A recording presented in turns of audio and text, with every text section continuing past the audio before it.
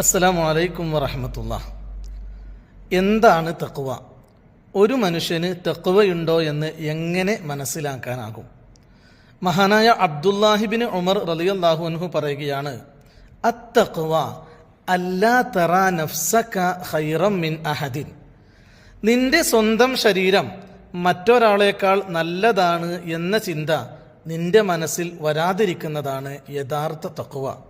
അതായത് ഞാൻ നല്ല ആളാണെന്നും മറ്റുള്ളവർ മോശക്കാരാണെന്നും മറ്റുള്ളവരെക്കാൾ കൂടുതൽ എന്തൊക്കെയോ പ്രത്യേകതകൾ എനിക്കുണ്ട്, ഞാൻ അള്ളാഹുവിലേക്ക് അടുത്ത ആളാണ്, ഇബാദത്തുകൾ ചെയ്യുന്ന ആളാണ് എന്നൊക്കെയുള്ളൊരു ധാരണ ഒരു മനുഷ്യൻ്റെ മനസ്സിലുണ്ടെങ്കിൽ അവൻ്റെ തഖ്വയുടെ കുറവിനെയാണ് സൂചിപ്പിക്കുന്നത് എന്നാണ് മഹാനായ ഇബ്നു ഉമർ റളിയല്ലാഹു അൻഹുവിൻ്റെ ഈ തഅരീഫിലൂടെ നമുക്ക് മനസ്സിലാകുന്നത്.